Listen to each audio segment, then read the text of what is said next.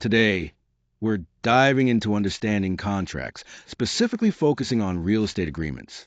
These contracts are the foundation of buying, selling, leasing, and negotiating property, so it's essential to know the different types and their purposes.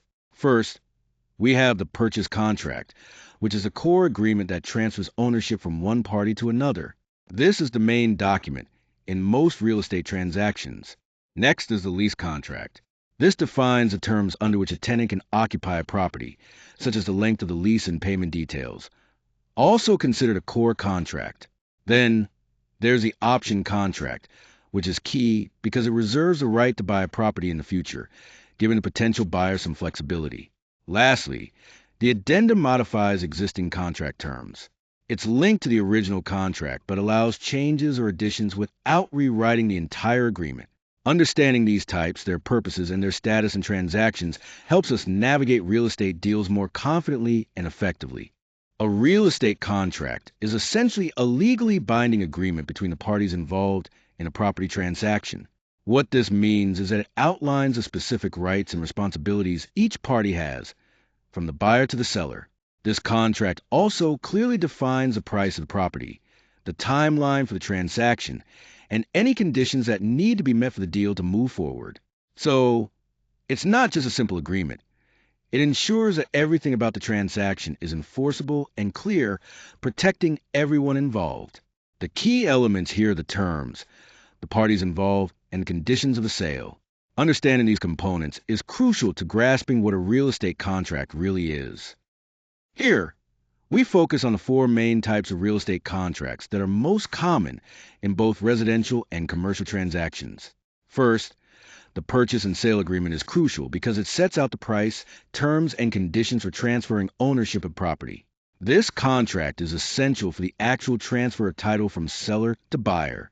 Next, the lease agreement defines the rental terms, including how much rent is paid, the length of occupancy, maintenance responsibilities, and the permitted uses of the property. This contract grants the tenant the right to occupy the space for a specified period. The option contract is a bit different. It gives one party the right to buy the property at a later date without an immediate obligation to do so. Essentially, it secures a future purchase right, but does not require the buyer to act right away. Finally, the addendum or amendment serves to change, clarify, or add new terms to an existing contract. This is a way to keep agreements up to date as circumstances change. Together, these four core forms each serve distinct legal functions in real estate transactions, covering the transfer of ownership, occupancy rights, future purchase options, and ongoing contract updates. Understanding these contracts is fundamental for navigating successful real estate deals.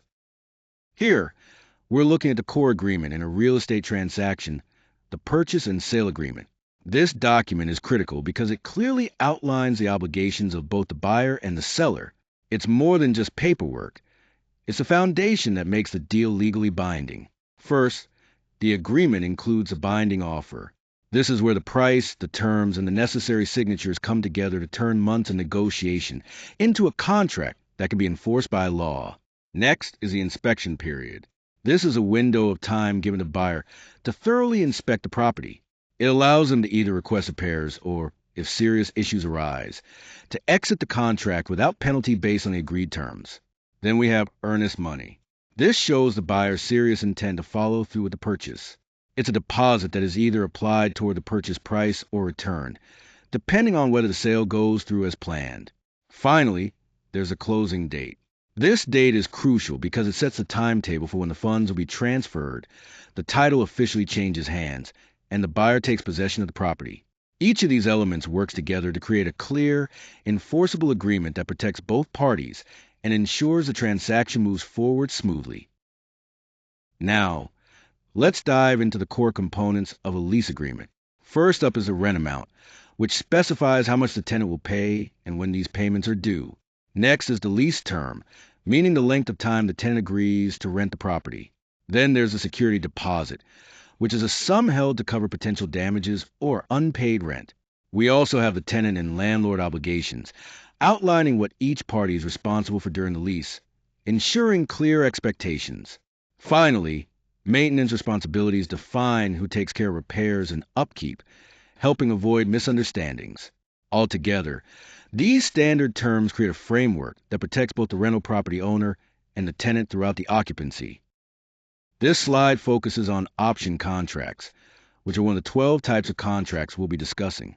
An option contract specifically gives a potential buyer the exclusive right to purchase a property within a predetermined time frame. The key idea here is exclusivity combined with flexibility. It exists to lock in the opportunity for the buyer, while they take the necessary time to assess important factors like financing, zoning, inspections, or development plans. This type of contract is especially common in investment deals, land assembly projects, or any situation where a buyer wants to carefully evaluate before making a firm commitment. The most important benefit is that the buyer secures the right to buy, but is not obligated to proceed if they decide against it.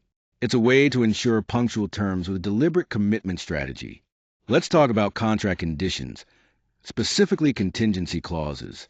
These clauses are critical because a contract only moves forward when all these conditions are either met or waived. Among the most common contingencies, the first is financing. The buyer has to secure a mortgage on acceptable terms, without lender approval within the stated deadline. The deal isn't binding. Next is the home inspection contingency. The property must pass inspection to the buyer's satisfaction. If issues arise, the buyer has the right to request repairs, ask for credits, or even walk away from the deal, all within a specified response period after getting the inspection report. Then we have appraisal, which is vital because the home needs to appraise at or near the agreed purchase price for the lender to fund the loan. If the appraisal comes in low, it opens the door to renegotiating the price or terms. Lastly, there's title clearance. The seller is required to provide a clear title, free of any liens, claims, or disputes. This requires a thorough title search, and any issues must be resolved before closing. These contingencies protect both parties and ensure that the transaction proceeds smoothly and fairly. Now, let's talk about contract revisions, which are crucial in managing agreements over time. There are two main types to understand: addendums and amendments. An addendum adds new terms before the contract is signed, essentially expanding or clarifying the agreement up front.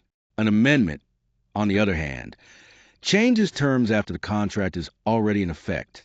What's important is that both keep the original contract intact, but update the details both parties must accept in writing. These updates can cover things like price adjustments, changes to dates, repairs, or disclosures. Every revision should be clearly documented with a revision record, and it's essential that any modification is clear, dated, and signed to be valid. This process ensures that everyone stays on the same page and the contract remains legally binding and enforceable. On this slide, we're looking at the key differences in contract protections for buyers versus sellers. It's important to understand that the rights and protections for each party are not symmetrical. They vary based on their respective risks and interests. For buyers, protections typically include inspection periods, which allow them to thoroughly check the property before finalizing the purchase. Financing contingencies are another crucial safeguard, letting buyers back out if they can't secure a loan. Title insurance protects buyers from any legal issues with ownership, and disclosure requirements ensure sellers provide all necessary information about the property. On the seller's side, protections focus more on financial and legal safeguards. The earnest money deposit is a critical form of security, showing the buyer's serious intent. Sellers also retain specific performance rights, which means they can hold buyers to the terms of the contract if needed.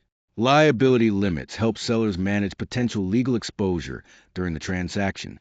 Remember, these protective clauses are designed with different risks in mind, so both buyers and sellers should carefully compare and understand the terms before signing any agreement. This knowledge helps in negotiating a contract that balances protection and responsibility. Before signing any contract, it's crucial to review everything carefully to avoid costly mistakes. Small omissions or unclear language can lead to expensive disputes down the line. Watch out for vague terms or unclear deadlines, duties, and property details. These create interpretation risks that can cause confusion or disagreements. Make sure all contingencies are included, such as financing, inspection, or appraisal protections. Missing these can leave you exposed with reduced exit rights. Also, be wary of unsigned amendments. Changes that were discussed but not formally executed can make terms fail or even render parts of the contract void. Undefined closing costs or inconsistent fee splits often lead to expense disputes, so clarify these before you sign. Overly broad liability clauses are another red flag, as they might force one party to take on undefined future risks, creating legal imbalances. The bottom line: read every revision carefully and confirm every signature. Taking the time to review these checkpoints thoroughly helps avoid surprises and protects your interests. Let's talk about when it makes sense to consult a real estate attorney. The most important thing to remember is that legal counsel is most useful before you sign any documents, because once you sign, you're creating binding obligations. Having an attorney review the agreement ahead of time can protect your leverage in negotiations, ensure timing is managed correctly, and clarify how terms will be interpreted. Legal review is particularly crucial in certain scenarios. For example, if you're involved in a complex transaction like a multi-party deal, there may be various financing layers or unusual property terms that need expert evaluation. If the terms of the contract are unclear, such as ambiguous deadlines, contingencies, disclosures, or repair obligations, an attorney can help interpret these and prevent misunderstandings. Additionally, if there's a dispute or breach, like a threatened default, deposit conflict, title issue, or non-performance, having an attorney review the situation is vital to protect your interests. In short, attorney review isn't just a formality.